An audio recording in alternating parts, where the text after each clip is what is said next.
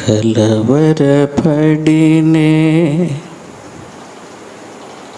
కొండల వైపు నా కన్నులెత్తుదునా.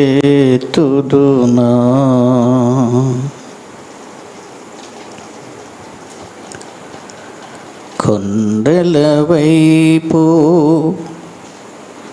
నా కన్నులెత్తి కొదువతో నేను కుమిలెదనా. కొదువతో నేను కుమిలెదనా.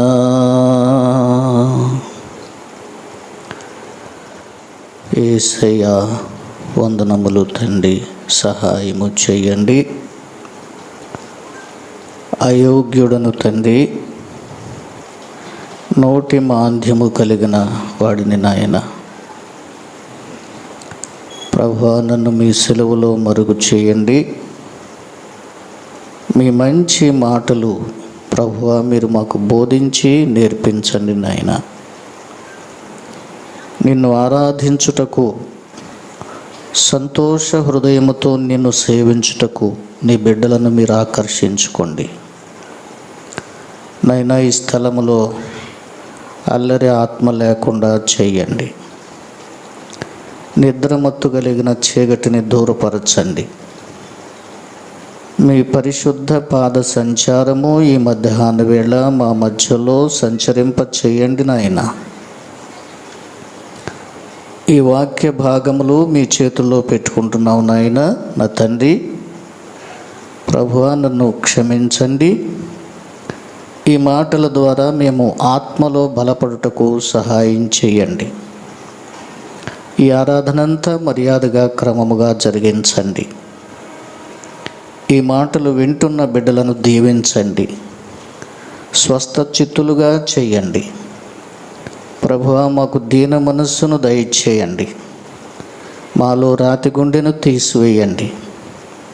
ఇతరులను క్షమించే మనసు దయచేయండి.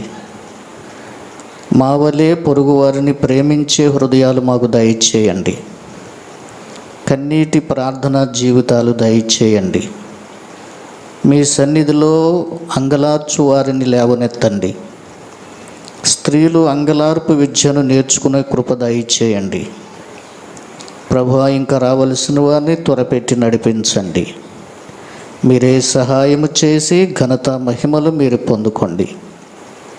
ఈ మాటలు మీ చేతుల్లో పెట్టుకుంటున్నావు నాయన. మీరు విరిచి మాకు వడ్డించండి. ఇవి తిని మేము తృప్తి చెందుటకు సహాయం చెయ్యండి నాయనా. మీకు స్తోత్రములు. యేసయ్య బోయాజు పేలములు అందించగా రూతుమ్మ తిని తృప్తి చెంది కొన్నింటిని తన ఇంటికి మోసుకొని వెళ్ళింది. అలాంటి కృప మా అందరికీ దయచేయండి. యేసు ప్రభువులో అడుగుచున్నాం తండ్రి, ఆమేన్. ప్రతి బలహీనత యేసు నామములో, నజరేయుడైన యేసు నామములో ప్రతి రుగ్మత నిన్ను విడిచిపోవును గాక.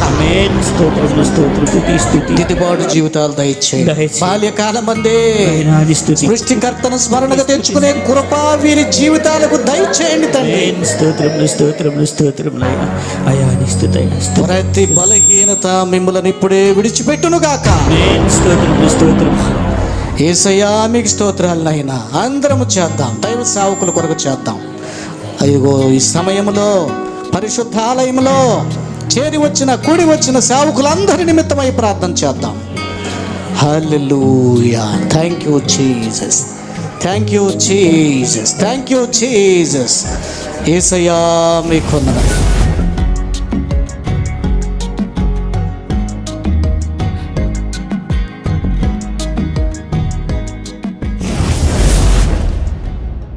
సమయానుకూలంగా ప్రభు నడిపింపును బట్టి కొన్ని విషయాలు నేర్చుకునే ప్రయత్నం చేద్దాము.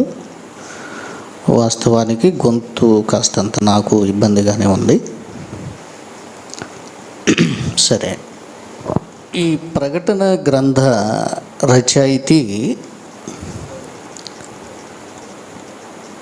యేసయ్య శిష్యులలో చెప్పండి, ఆయనకున్న ఒక స్పెషాలిటీ ఏంటి చెప్పండి. పద్మాసు ద్వీపములో ఆత్మవశుడై ప్రకటన గ్రంథ విషయాలను రచించినటువంటి యోహాను యొక్క స్పెషాలిటీ ఏంటంటే, ఒకటి, ఈ 12 మంది శిష్యులలో కూడా అందరికంటే చిన్నవాడు.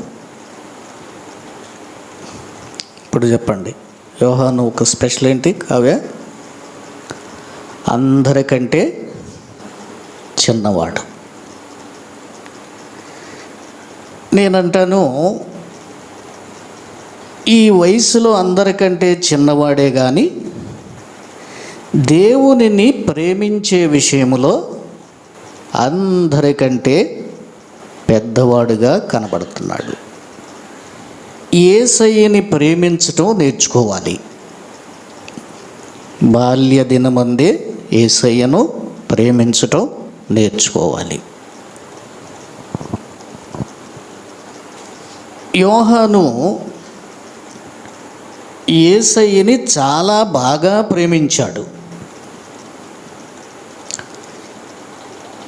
ఒకవేళ ఈ ప్రేమించే విషయంలో మనం కనుక బైబిల్ని పరిశీలన చేస్తే ఒక ఇద్దరికి పోటీ పడతా ఉండేది, నేనా నువ్వా, నేనా నువ్వా అని. ఎవరికి తేజ?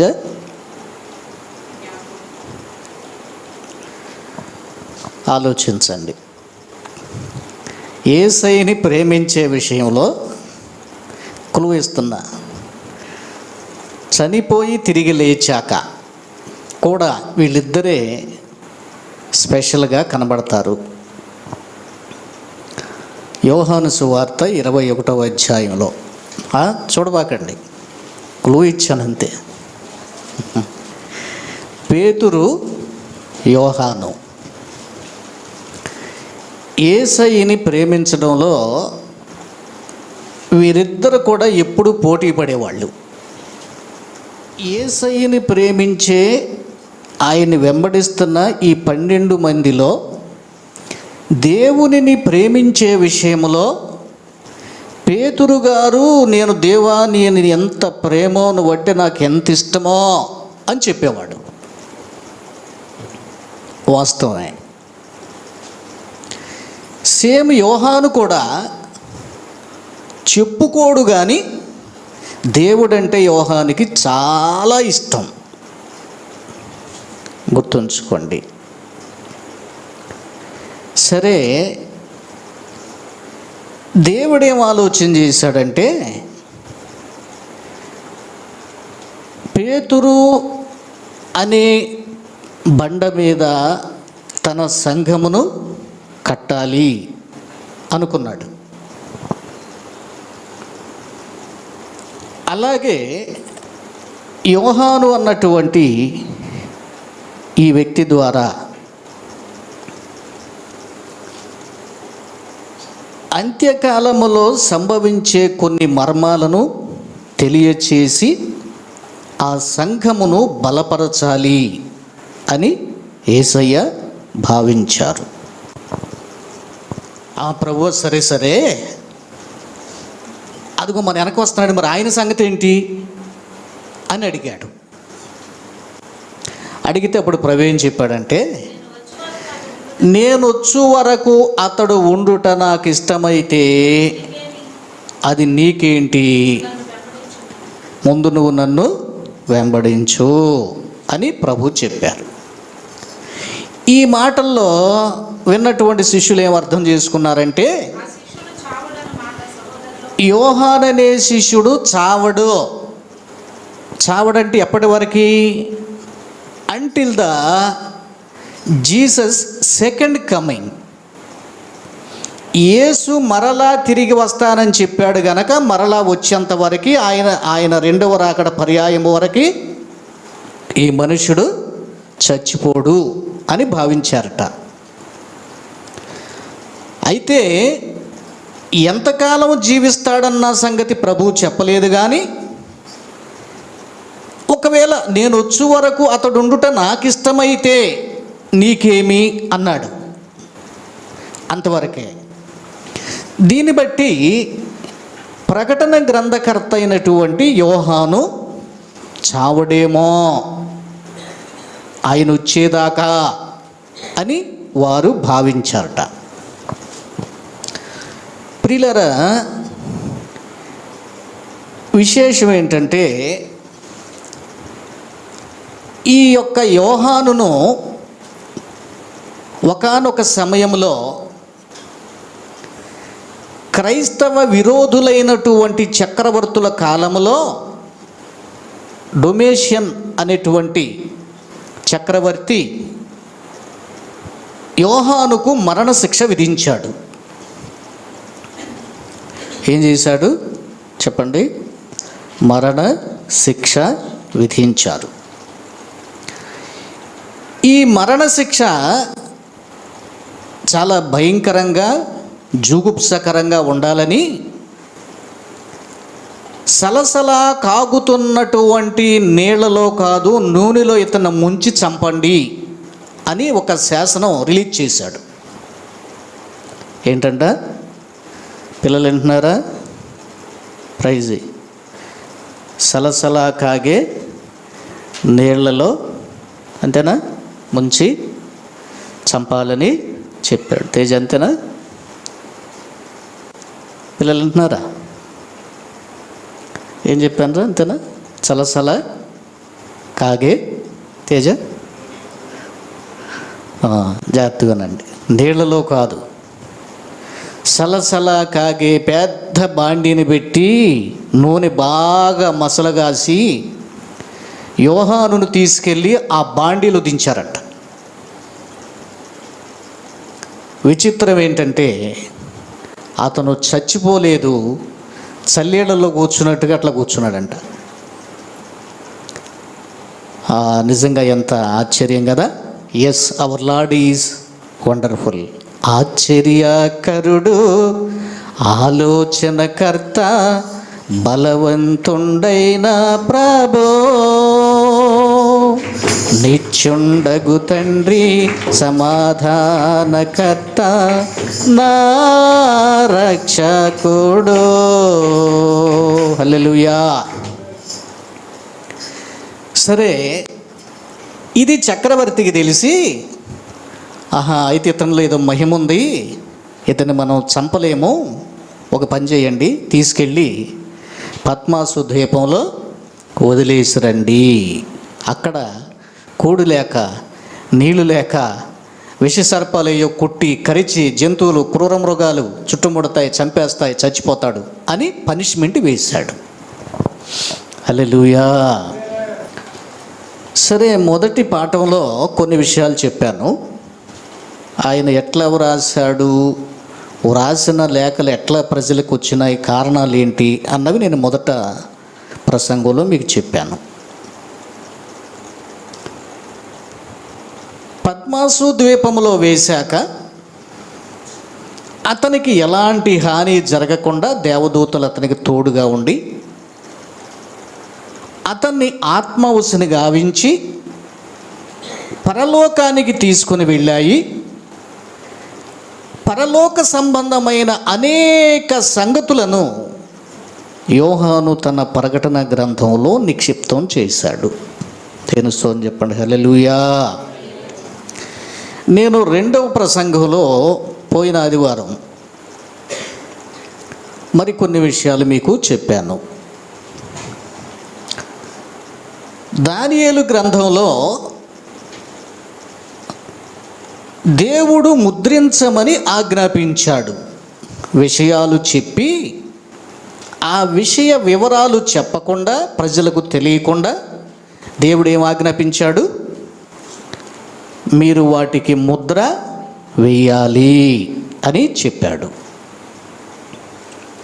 ఓకే, అది మనం 7వ అధ్యాయం 10వ వచనంలో మీకు వాక్యాధారం కూడా చూపించాను.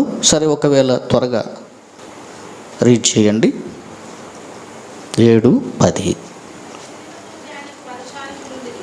వేవేల కొలది దేవుని దగ్గర దేవునికి పరిచారకులు ఉన్నారంట. కోట్ల కొలది ప్రజలు ఆయన యొద్ద నిలిచిరి. తీర్పు తీర్చుటకై గ్రంథములు తెరవబడ్డాయి. చూసారా? అయితే వాటి సరి అయిన వివరణ లేదు. దానియేలు గ్రంథంలో నువ్వు చూసిన వాటికి ముద్ర వేయి నాయనా అని దేవదూతలు చెప్పి ముద్ర వేయించాయి. ఇప్పుడు ప్రకటన గ్రంథంలోకి రండి. 20వ అధ్యాయం కింద వచనం చదవండి.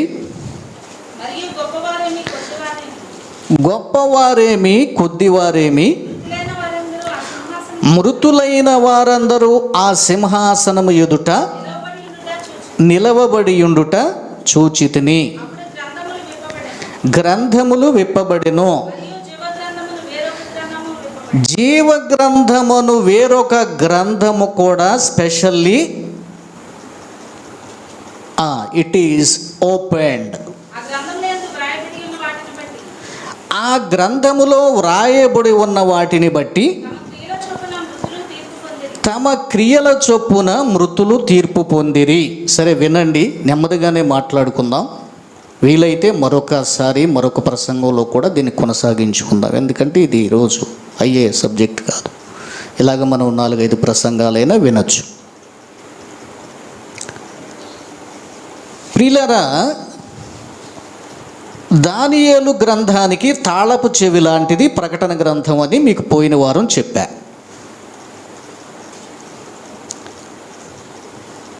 ప్రియులారా, ఈ ప్రకటన గ్రంథంలో కోట్లాది మంది ప్రజలు తీర్పు తీర్చబడడానికి దేవుని సింహాసనం వద్దకు వచ్చారు.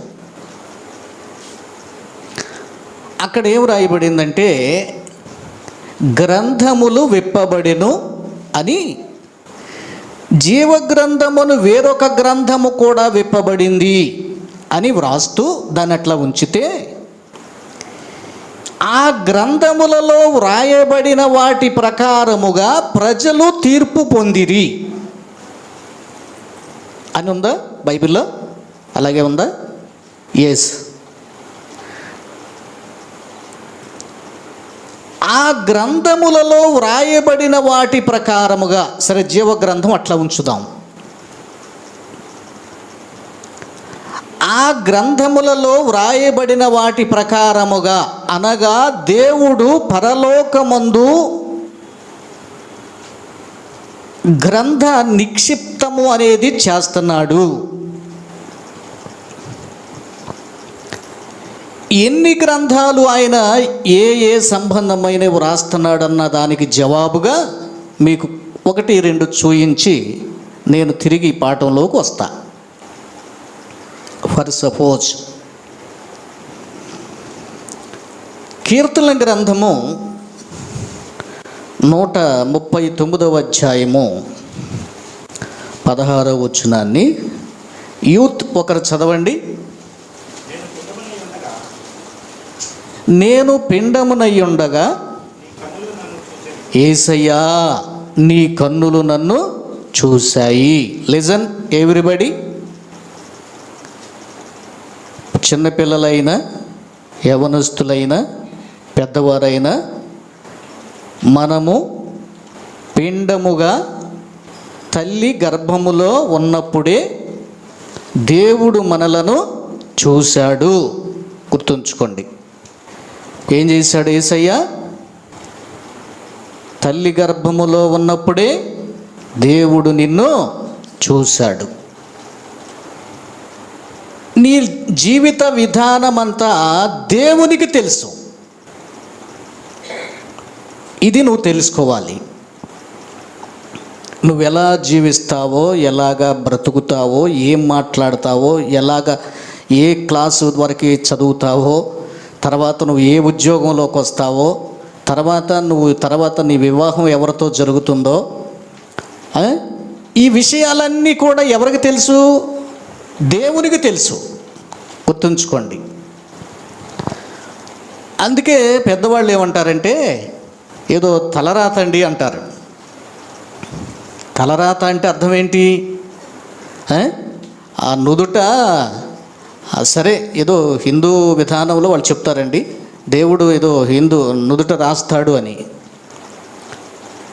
సరే, దాన్ని అట్లా ఉంచితే వాస్తవంగా నీ లైఫ్ స్టైల్ అంతా, నీ పుట్టుక, నీ యొక్క జీవిత విధానము, నీ మరణము, నీ అంతము, ఎవ్రీథింగ్ హీ నోస్. నీ యొక్క సమస్తం ఆయనకి తెలుసు.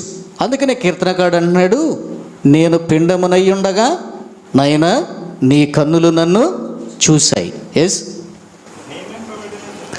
నియమింపబడిన దినములలో ఒక్కటైనా కాకమునిపే నా దినములన్నీయు నీ గ్రంథములో లిఖితములాయెను. హల్లెలూయా. ఇక్కడ ఏ గ్రంథం కనబడుతుంది? జాన్సీ, ఆయుష్కాల గ్రంథము అని దీన్ని మనం చెప్పుకోవచ్చు. నోట్ చేసుకోండి. దేవుని దగ్గర మనకి కొన్ని గ్రంథాలు ఉన్నాయి. సాధారణంగా మాటల గ్రంథం, క్రియల గ్రంథం, తలంపుల గ్రంథం అని మనం నేర్చుకుంటూ వస్తున్నాం. ఇంకా మనం కూలంకషంగా బైబిల్ జాగ్రత్తగా పరిశీలన చేస్తే దేవుడు ఒక గ్రంథం రాస్తున్నాడు. ఆ గ్రంథం ఏంటో కీర్తనకారుడు మనకి చెప్తున్నాడు. ఏ గ్రంథం ఇది? ఆయుష్కాల గ్రంథము. దేవుని స్తోత్రం చెప్పండి. హల్లెలూయా. ఆయుష్కాలము, దినములు, రోజులు, వారాలు, నెలలు, సంవత్సరాలు, నీకు ఏది నియమించాడు అన్న విషయం ముందుగానే దేవుడు వ్రాసి ఉంచాడట. నమ్ముతున్నారా? అవునా? మన ఆయుష్కాలము ఇన్ని రోజులు, ఇదిగో ఫలానా జాన్ బాబు ఫలానా స్థలములో జన్మించాలి, ఇన్ని సంవత్సరాలు జీవించాలి, అతని జీవితకాలములో దేవుని పరిచర్య చెయ్యాలి, అతని అంతము ఇలాగా ముగించబడాలి, అతనికి నియమించిన దినాలు ఇన్ని అని ముందుగానే దేవుడు ఒక గ్రంథంలో వ్రాయించాడట. తెలుసు అని చెప్పండి. హల్లెలూయా. మన చేతుల్లో ఏమీ లేదు. ఏదన్నా జబ్బు చేసిందనుకోండి, అబ్బో చచ్చిపోయేటట్టు ఉండడనే అనుకుంటాం. అంతేనా? ఇప్పుడు ఒక 40-50 ఏళ్ళు దాటిందనుకోండి, ఒక విధమైన భయం వచ్చేస్తుంది. అవునా? నాకు కూడా డౌట్ వచ్చేస్తుంది ఈ మధ్య, నేను కూడా ఎర్లీకి వెళ్ళిపోయేటట్టు ఉండనే అని. అంటే కానీ మనం నమ్మాల్సిందేంటి? దేవుడు ఆయుష్కాల గ్రంథములో గ్రంథస్థము చేసిన దినములు అనేవి ఉన్నాయి. యోబు గ్రంథంలో ఒక మంచి మాట చెప్తాడండి, మనకి ధైర్యాన్ని ఇచ్చే మాట. ఏంటో తెలుసా? యోబు గ్రంథం అనుకుంటున్నారండి, లేదా ద్వితీయోపదేశ గ్రంథమా? నీ దినముల లెక్క సంపూర్తి చేసేదని అంటాడు. దానికి దీనికి సంబంధం ఉంది, ఒకసారి చూడండి. జీవ గ్రంథములో నీ పేరు కలదో లేదో యోచించి చూడుమా, క్రైస్తవ సంఘమా, క్రైస్తవ సంఘమా. జీవ గ్రంథములో నీ పేరు కలదో లేదో యోచించి చూడుమా. ఎవరికైనా దొరికిందా? సరే, దొరకకపోతే 5వ అధ్యాయంలోకి రండి.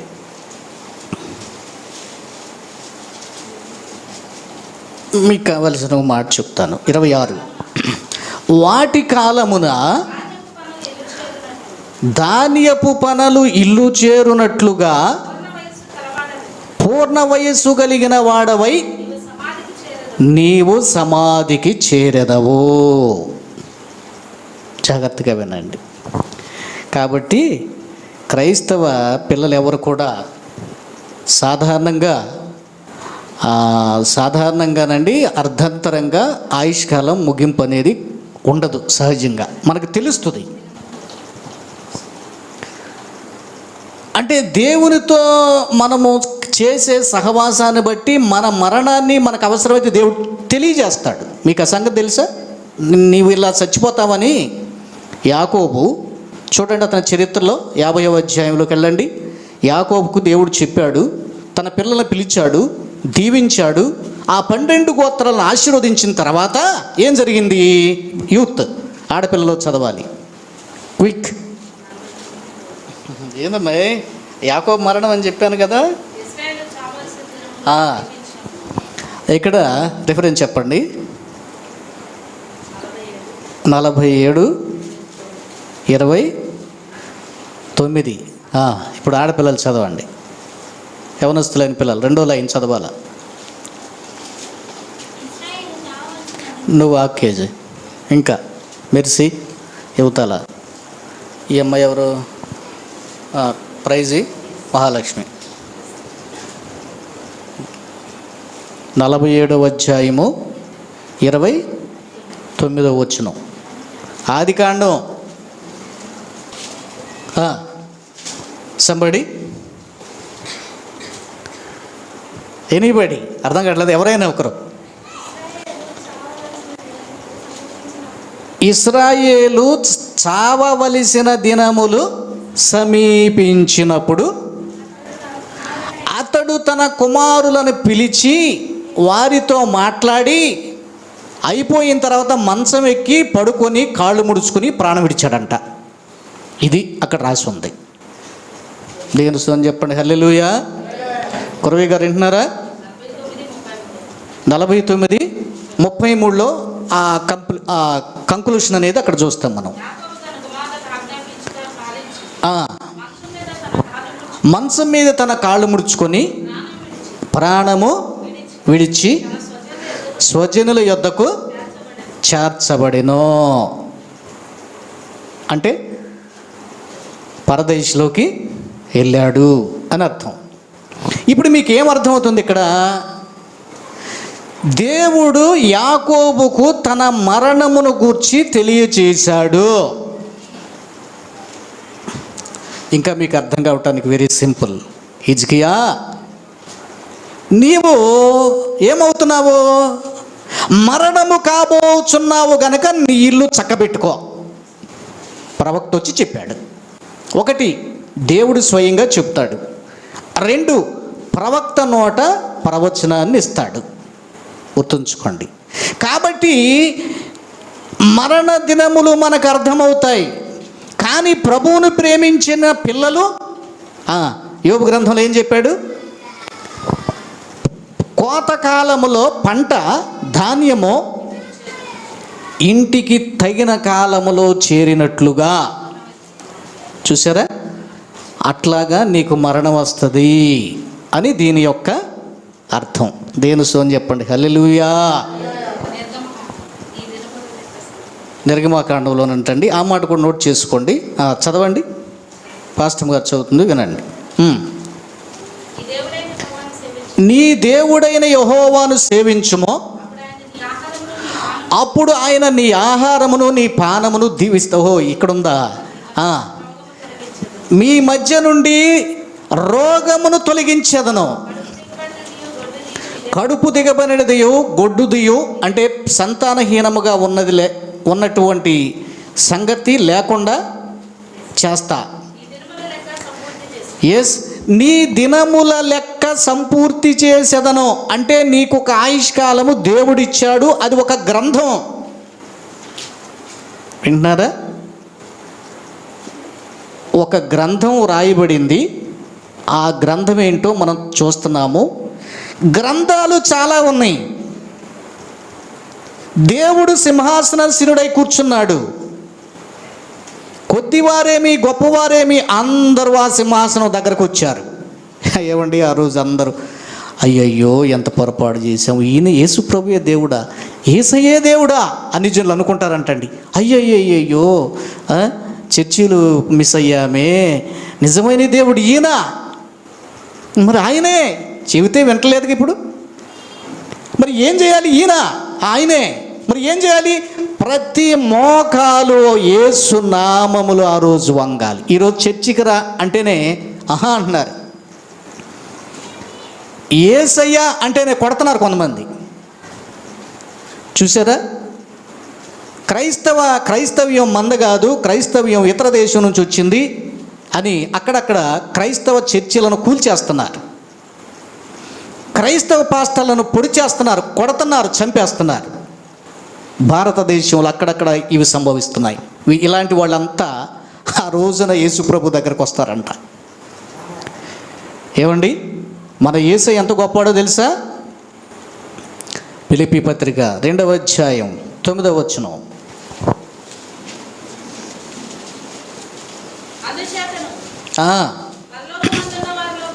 పరలోకమందున్న వారిలో కానీ, భూమి మీద కానీ భూమి క్రింద కానీ ప్రతివాని మోకాలును యేసు నామములో వంగునట్లును. చూసారా? ఇప్పుడు యేసయ్య అంటే వీళ్ళకి చాలా చీపుగా ఉంటుందండి. అయ్యో ఆ మతంలో దిగారా అని అంటారు, అది ఊపిలో దిగినట్టు. కొంతమంది తెలియక ఒకరోజు వస్తుంది, ఆ రోజున ఏమండి ప్రతి మోకాలు కూడా యేసుక్రీస్తు నామములో వంగిపోవునుగాక. ఆమేన్. వంగని మోకాళ్ళన్నీయో యేసయ్య ఎదుట వంగిపోవునో. యేసు రాజుగా వచ్చుచున్నాడు, భూలోకమంతా తెలుసుకుంటారు. యేసు రాజుగా చెప్పండి కట్టండి అందరూ. గ్లోరీ, హల్లెలూయా. చాలు ప్రియులారా, ఆయుష్కాల గ్రంథం ఉన్నది. గ్రంథములలో వ్రాయబడిన ప్రకారముగా తీర్పు జరుగుతుంది. గ్రంథాలు చాలా ఉన్నాయి, క్లియర్గా మనకు తెలియకపోయినా మనం ఒక్కొక్కటి పరిశోధిస్తూ నేర్చుకుందాం. జీవగ్రంథంలో పేరు ఉండాలి, సరే. జీవగ్రంథంలో పేరు గనక లేకపోతే నీ పని ఖాళీ అంటే అర్థం ఏంటి? ఎవని పేరైతే జీవగ్రంథములో వ్రాయబడలేదో ఆ వ్యక్తి ఏమండి ఎక్కడికి వెళ్ళాలి? నిత్య అగ్నిలోనికి వెళ్ళాలి, అనగా నరకములోనికి వెళ్ళాలి. నరకంలో ఐస్ క్రీమ్ లాగా చల్లగా ఉంటుంది, ఏసీ వేసుకున్నట్టుగా.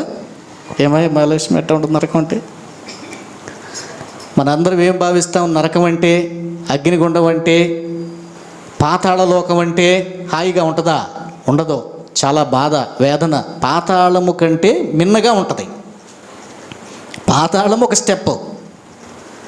తీర్పు జరిగేంత వరకు చనిపోయిన ఆత్మల్లో చెడ్డ ఆత్మలైనటువంటి వారు వారి కాలం మేర భూమి మీద సంచారం చేసి కాలం ముగించుకున్న తర్వాత పాతాళంలోకి దిగాలి. తీర్పు కోసము భూమి, సముద్రములు వాటిలో ఉన్న మృతులను అప్పగించింది. వెంటనే చదవండి అక్కడే 20వ అధ్యాయం చివరి భాగంలో. సముద్రము తనలోనున్న మృతులను ఆ దేవునికి అప్పగించేస్తుంది. మరణమును, పాతాళ లోకమును వాటి వశమునున్న మృతులను అప్పగించింది. ఆగండి, ఇక్కడ దీని అర్థం ఏంటంటే 3 మాటలు మనకు కనబడుతున్నాయి. పాతాళ లోకంలో మృతులు ఉన్నారని చూస్తున్నాం, అవునా? ఇంకొకసారి చెప్పండి అక్కడ. మరణము, మృతుల లోకము అగ్నిగుండంలో పడవేయబడింది, అంటే నరకంలో పడవేయబడింది. వినండి, అంటే ఇక మరణం లేదని అర్థం. అబ్బా, ఎంత మంచి డే అండి అది, ఎంత మంచి రోజు కదా. మరణం లేదిక. మరణమును, మృతుల లోకము అనగా పాతాళ లోకము. గుర్తుంచుకోండి, పాతాళ లోకానికి మరొక పేరేంటంటే మృతుల లోకము.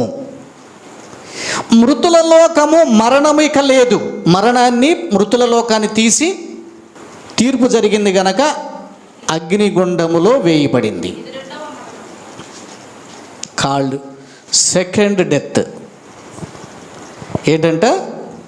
రెండవ మరణము. మారు మనసు పొంది జీవగ్రంథంలో పేరు వ్రాయబడిన వారికి రెండవ మరణానికి వీరి మీద అధికారం ఉండదు. లిజన్, ఇక్కడ ఒక పాఠం నేర్చుకోవాలి. ఒకడు క్రొత్తగా జన్మించితేనే కానీ అసలు వాడు పరలోక రాజ్యం చేరడు. లిజన్, మనము ఈ లోకంలో 2 సార్లు పుట్టాలంట. ఏంటంట? ఎన్నిసార్లు పుట్టాలి? పిల్లలు వింటున్నారా? దేవుని స్వామి చెప్పండి, హల్లెలూయా. ఎవరు నిద్రపోబాకండి. దేవుని సన్నిధిలో చక్కగా అలర్ట్గా ఉండాలి, భయంగా కూర్చోవాలి, వాక్యం జాగ్రత్తగా వినాలి, మేల్కొని ఉండండి. మేల్కొని ఉంటే మీకు వాక్యం తింటారు. మేల్కొని ఉండాలి. దేవుని స్వామి చెప్పండి, నిద్రపోయేవాళ్ళు హల్లెలూయా. ఏరా చెప్పలేదు? నిద్రపోవట్లేదా నువ్వు? ఓకే ప్రియులారా, ఓకే వెనక్కి వచ్చేద్దాం. ఏం చెప్తున్నాను ఇక్కడ? ఇప్పుడు నేను చెప్తున్నాను రా.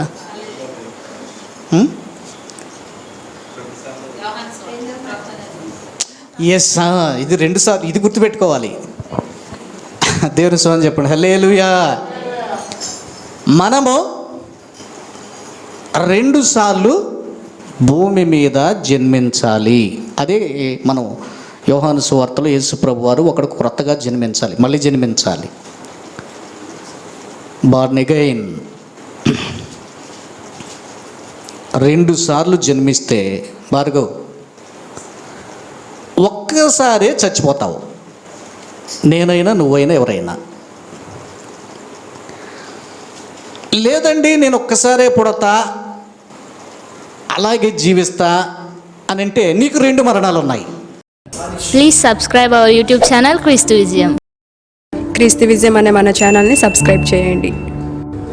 మన వీడియోలను లైక్ చేయండి, షేర్ చేయండి, కామెంట్ చేయండి. మన క్రీస్తు విజయం అనే ఛానల్లో ఆధ్యాత్మిక సందేశాలు, మంచి మంచి సాక్ష్యాలు, వార్తా విశేషాలు ప్రచురింపబడుతున్నాయి. తప్పక వీక్షించండి, దీవెనలు పొందండి. Please like, share, comment our videos. Don't forget to subscribe క్రీస్తు విజయం.